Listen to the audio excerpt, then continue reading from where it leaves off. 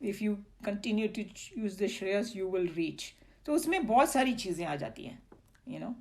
But he just warning कि वो जो prayers बहुत अच्छा attractive मार्ग दिखाई देता है अपने को, you know. But it's a very dangerous path because, you know, for all the things that we discussed, that how it can suck you in and you will start doing wrong things and all that in that. Maybe we should read one more because the destiny part is coming and then we'll stop. Okay. One more paragraph.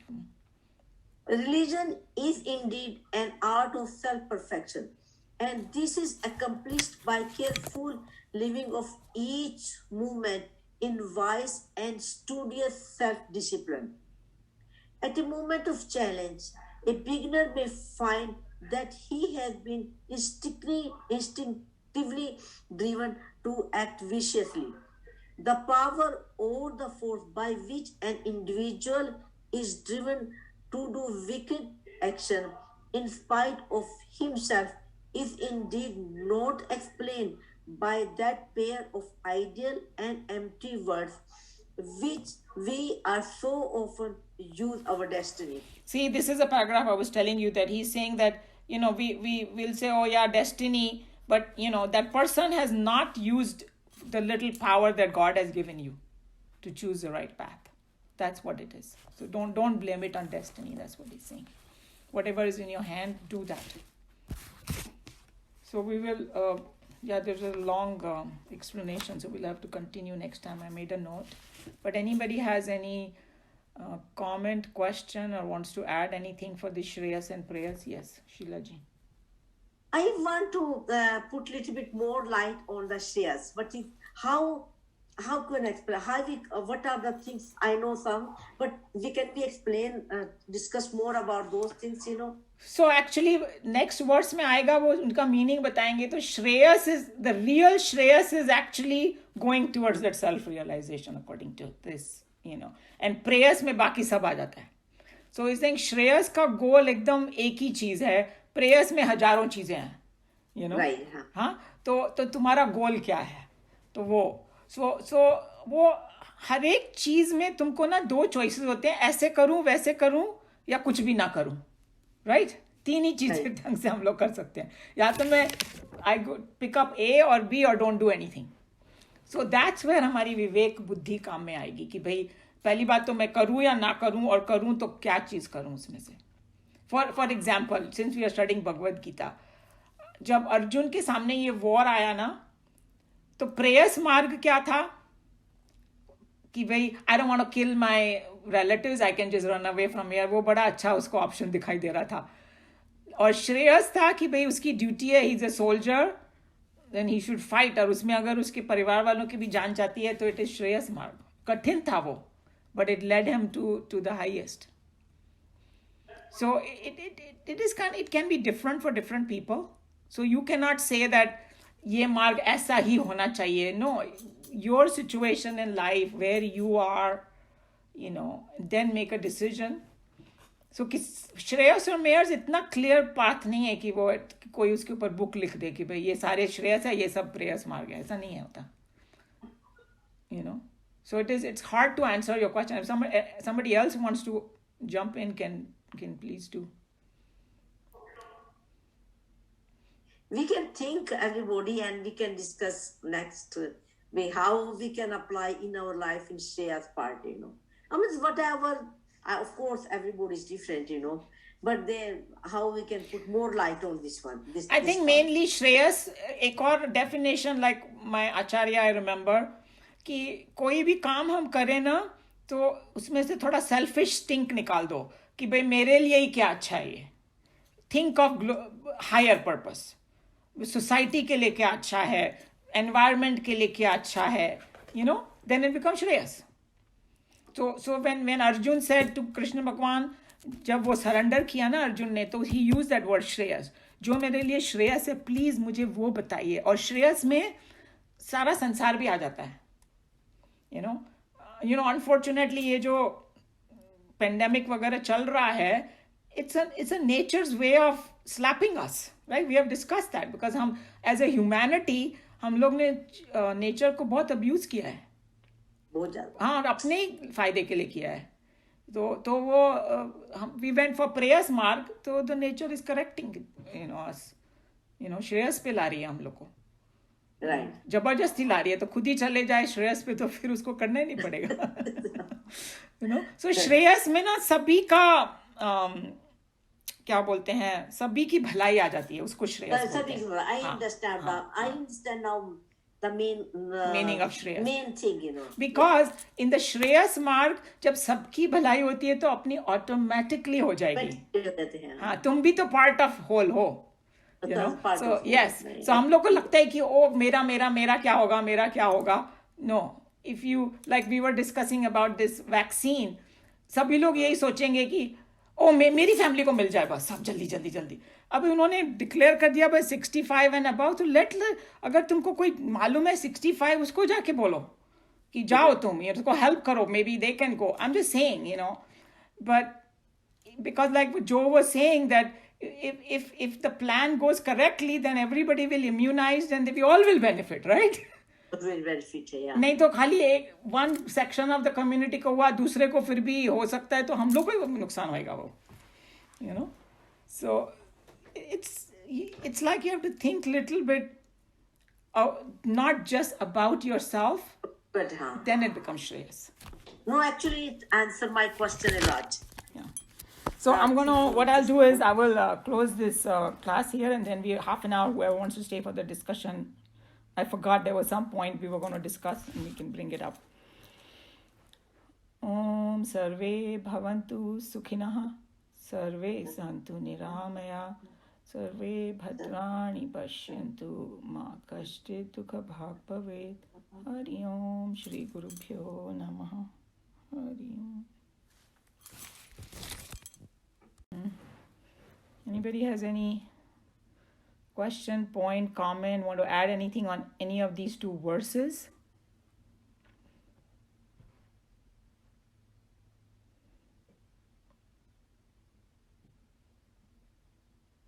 Or then I open it up for other. What were we going to discuss? I had said something and now I myself forgot.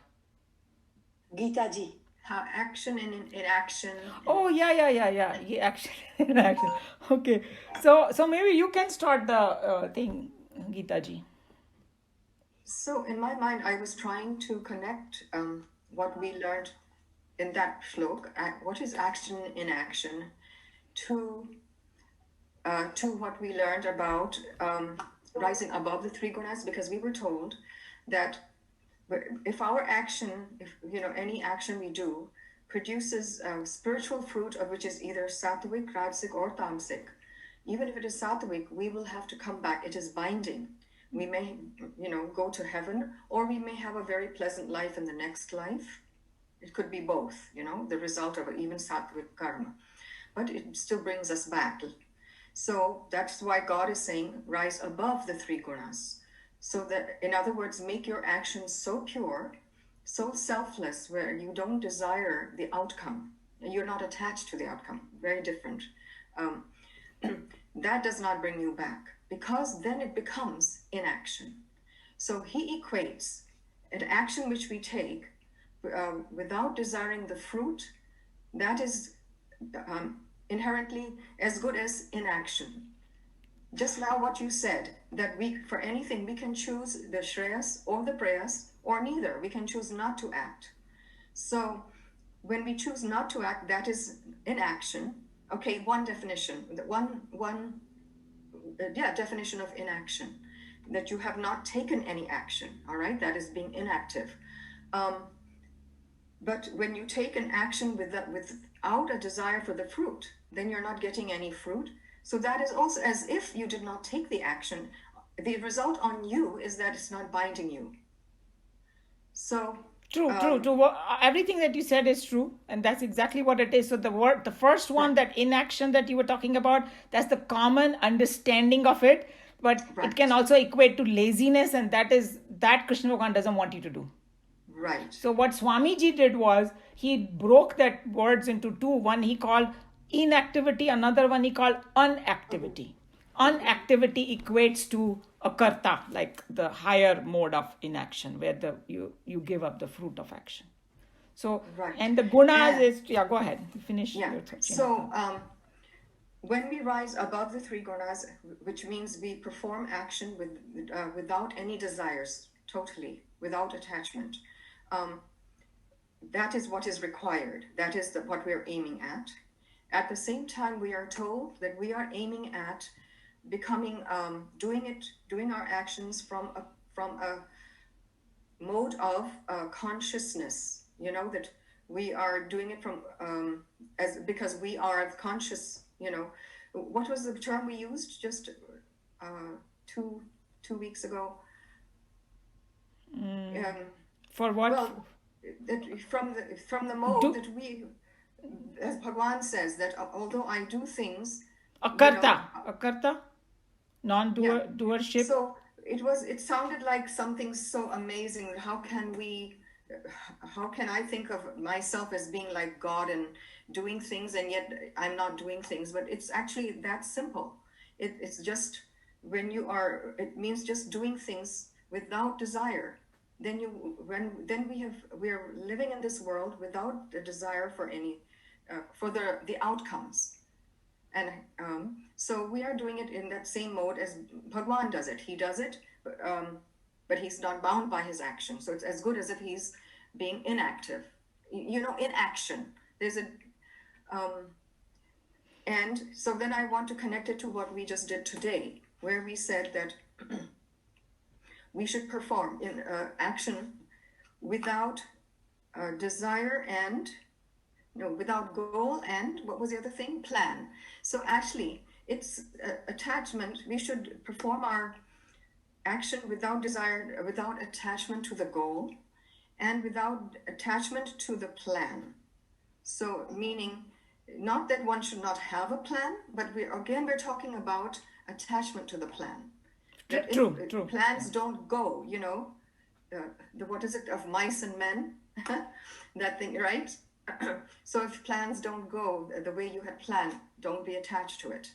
If you don't get the result, now we teach our children, we taught ourselves to have a goal and be single-minded on that goal and devote yourself to the goal if you want it, because the harder the goal, the more effort you will have to put into achieving the goal.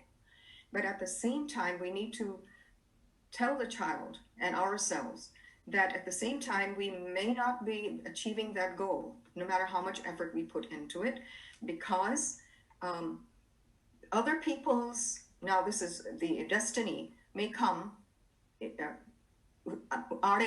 don't know how to say that in English. Yeah, that's fine. Everybody understand. Well, Right. It is a complicated thing, and other people's things might be intertwined with yours. That's what you're saying. Right. Yeah. But we have to be single-minded in achieving, when we want to achieve our goals. And we cannot be inactive either, as Bhagwan says, karmarnevadhikaraste, but you cannot be inactive. So we have to keep working, but without attachment. We have to have a goal, be single-minded, pursue it, but all without attachment. Have a plan, but without attachment. So I think one point that I just want to make it a little bit, we can have the discussion. So sometimes, that desirelessness becomes a very big issue for us.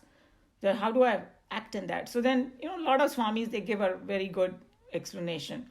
So he's saying that, okay, desire for that moksha is also a desire, right? So technically we are saying don't have a desire, so should I not have for that? So then Tejumayananji gave a very good answer. He's saying that the difference between that desire and other desires are, other desires bind you and take you down, devolve you, whereas desire for moksha will free you. So it's okay to have that desire.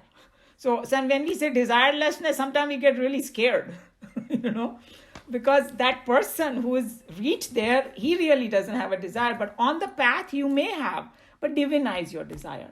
And then the best answer is going to come actually in chapter 12, where Krishna Bhagwan says, do this, and if you cannot do this, then do this, like that he will take us. And Geeta ji will probably know this. But he really glorified dropping the fruits of action and not having attachment to that. Right. That is the most important thing for us at our level we can do. And then usko bhi thoda simplify kar diya gaya hai. by saints and sages by saying, don't have a clinging desire to a fixed result. If we can memorize this and follow this, we've got it made. Maybe we should also modify. It's okay to have a desire for moksha, but again, don't be attached to the desire for moksha, meaning be gentle on yourself. True. Okay? Yeah. If you think, that, but gosh, I'm still, I still have anger and I still have jealousy. I still have this, I'm not making any progress. Not making much progress to my spiritual development. Be patient. Don't have an attachment either to the desire for moksha. Or even have this kind of thing, ki kab milega, I wanted, that mumukshutvam is different than having an anxiety that, then, the question is, okay, you, like Swamiji was saying, if you want to go to east, are you walking towards that east? You are walking towards the west and then saying, I want east. What are you doing the Shreyas? So if we start having this, I want it now, but what kind of effort we are putting in getting that now?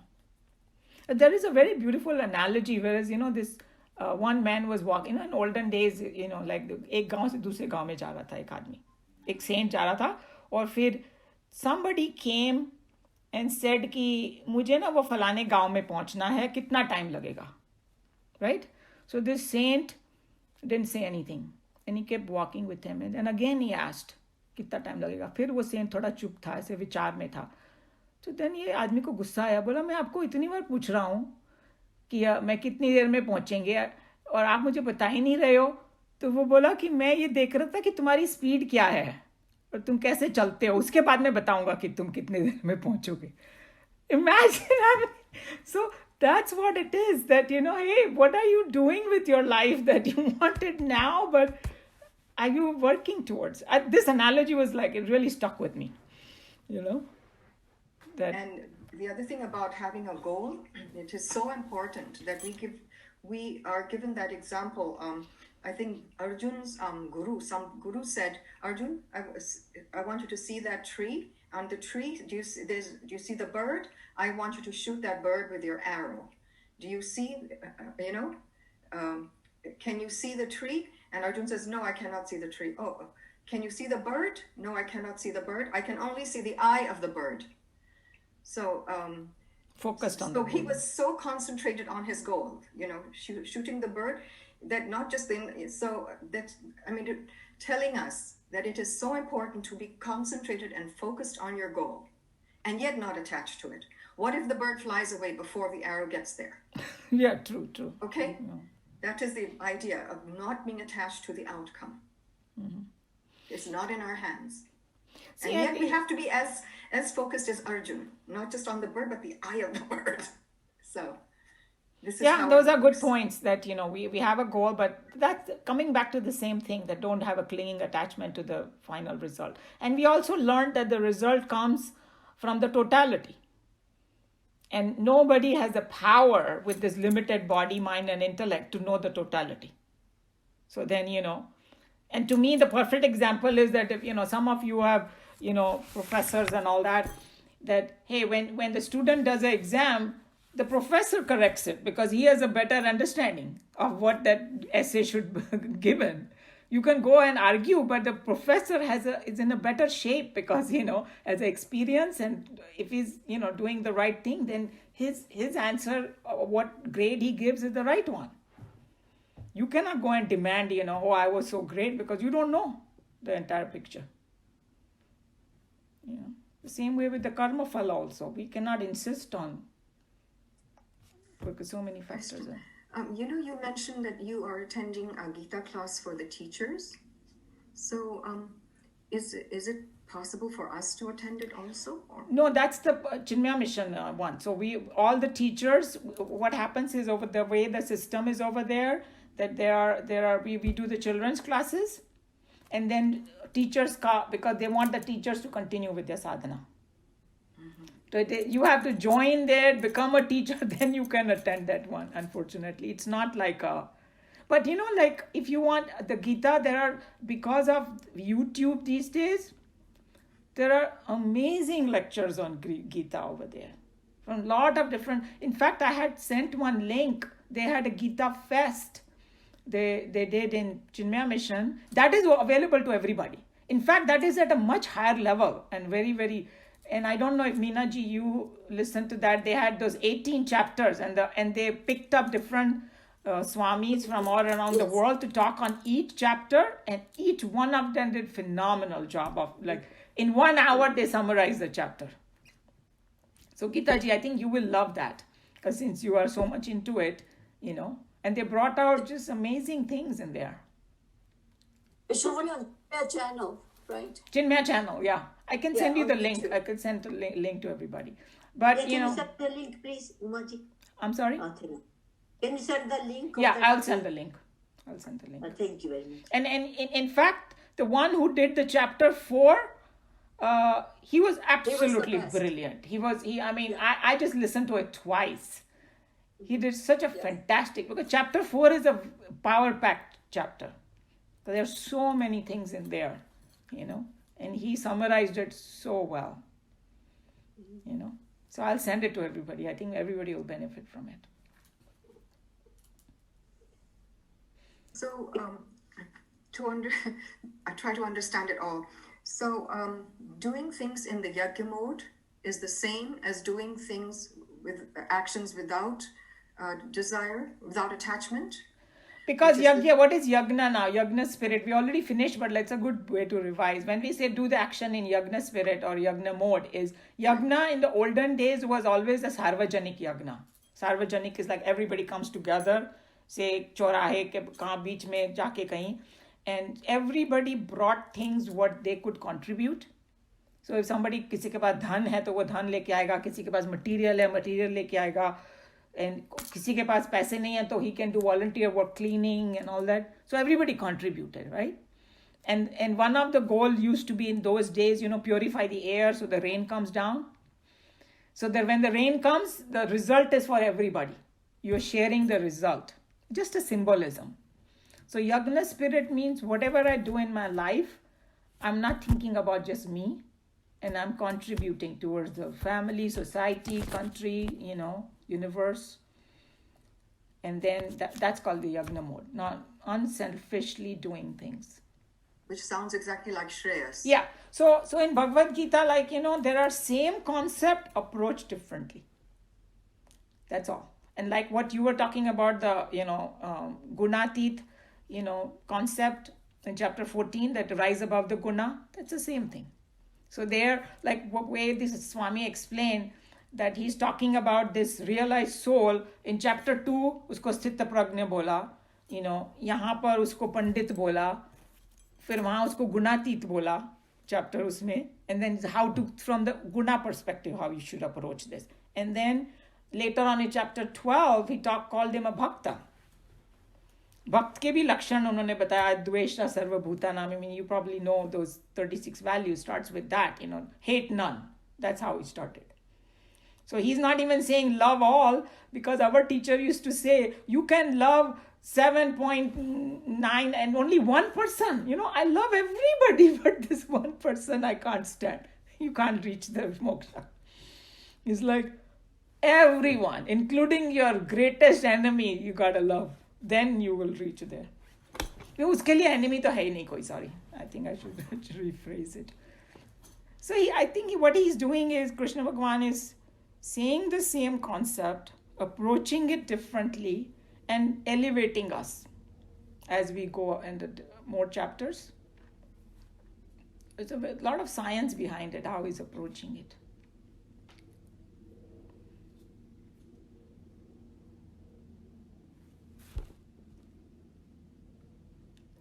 So we have a couple minutes. Anybody has any other thing?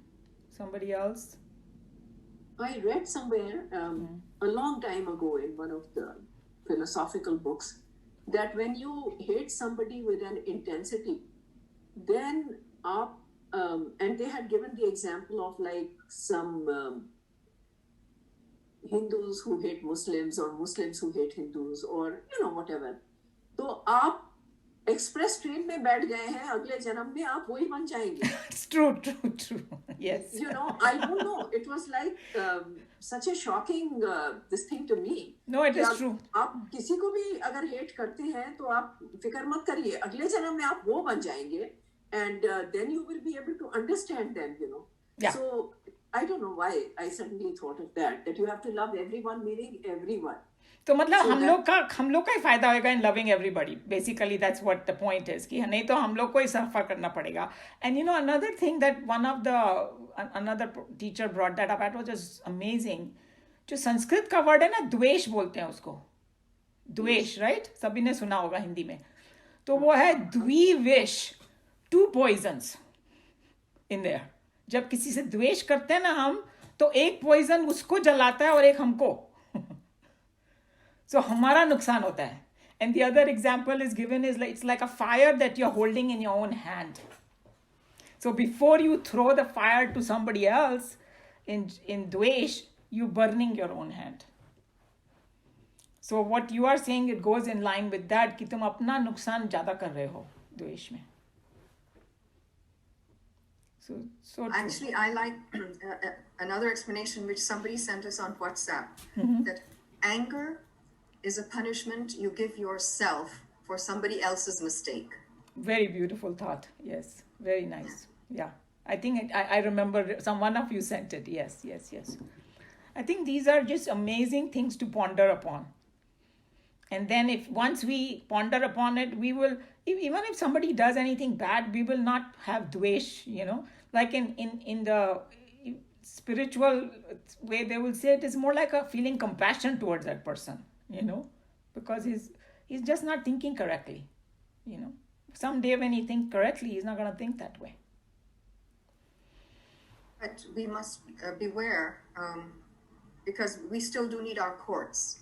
There, you know, when somebody is harming society, we do need to have a way to prevent that. See, whatever we are talking about over here, yeah. It doesn't mean that if you have certain professions and all, you have to do certain things. This is not contradicting to it at all by any means. And even in Bhagavad Gita and all that, you know, Krishna Bhagwan, there's a war going on over there. People are going to get killed and all that.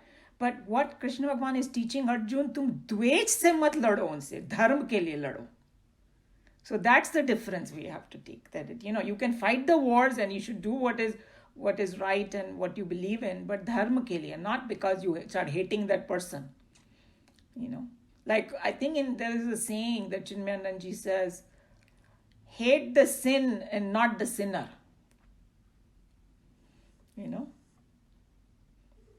So but there is a difference transactional level. So we are mixing maybe. We are doing it at the transactional level that has to be done and according to the dharma. So right. He's saying that even transactional level you do it according to dharma only. So yeah. So you keep that dharma in mind. You know, if you have to fight some issue, then do it. But don't do it because what happens, I think what Meera ji was bringing up, this Hindu-Muslim का, you know, when it झगड़ा चलता है, लोग discrimination ही खो जाते हैं. कोई भी मुस्लिम है, सब खराब है. I mean, what nonsense, you know. I mean, I know personally some Muslims, they are totally highly elevated in you know, spirituality, and I've visited about 4 or 5 Muslim countries in the world, you know.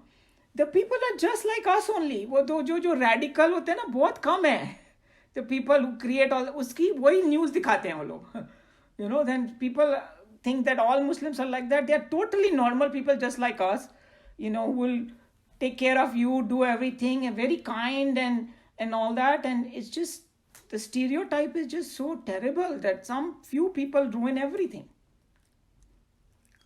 In fact, this morning I was listening to something, and this lady, she's a yoga teacher, and she said such crazy thing about, she said, oh, Bhagavad Gita supports, caste system and all the atrocities are happening. I said, there we go again. You know, and I'm going to send her at least an email because I came across it. I cannot swallow it. I say, please don't spread things like that. Go study it first. You know, it's just sad that people just take it, you know, very lopsided everything and journalize everything, you know. Yeah, but I remember when I first joined the Gita class, I said the same thing. This was in Joe's clubhouse, I remember. And Uma ji very patiently, at that time we were not at that point in Gita, but you spent a lot of time explaining to me the correct thinking about it. I still remember that. So I think a lot of people need to be explained. वो somehow, if they read it superficially, तो उनको दिमाग में वही आता है. You know? True. So that is unfortunately the situation. Yeah. So we just do our best, at least if we know. सामने वाला चाहे नहीं समझेगा, नहीं सुनेगा, पर अपनी ड्यूटी तो कर दो. And I think that if you explain it correctly, it's pretty scientific, the whole thing, what explained, about the caste. And the word caste is also not used. Varna vyavastha used here. That's another thing I try to get away from that word, because that caste, the word is imported from the other language. So it just messed up the whole thing, What is interesting is that in chapter 1, when Arjuna is talking about his reasons, giving his reasons for not wanting to fight, one of the reasons he gives is that any battle leaves a lot of widows. And then the widows will marry out of their caste, and that is not a Varna good thing. Sankar, yes, but uska bhi explanation, if you have Swamiji's Gita, please read that, because he already brought that up. All it means is that, when you are in a certain mind frame and you take wrong decisions, it's like in the marriage, okay? People think that, I fell in love, that's why I'm getting married. There are 1,000 other things in marriages that you have to deal with. So in olden days, like-minded people, then it will be easier for them.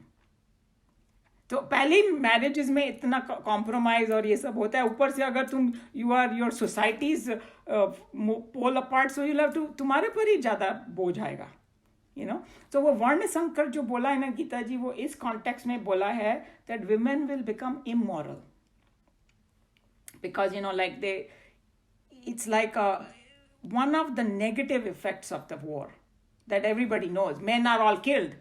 Now women, how they're going to manage? So then they'll start compromising on their morality.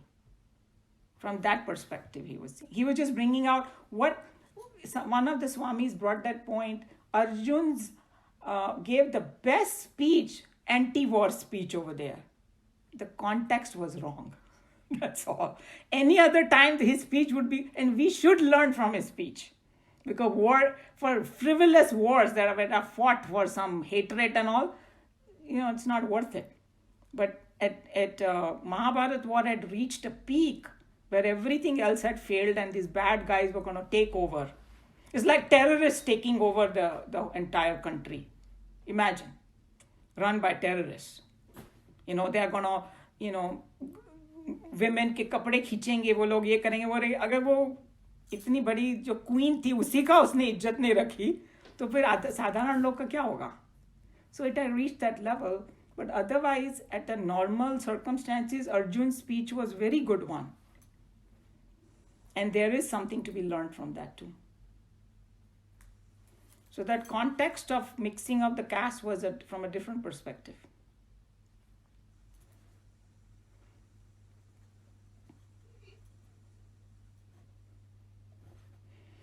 Okay, I think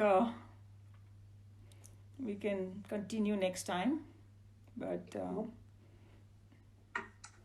everybody stay healthy, happy. Thank you. Yeah. Hari Om. Hari Om. Hari Om, everyone. Hari Om, everybody. Hari Om. Hari Om.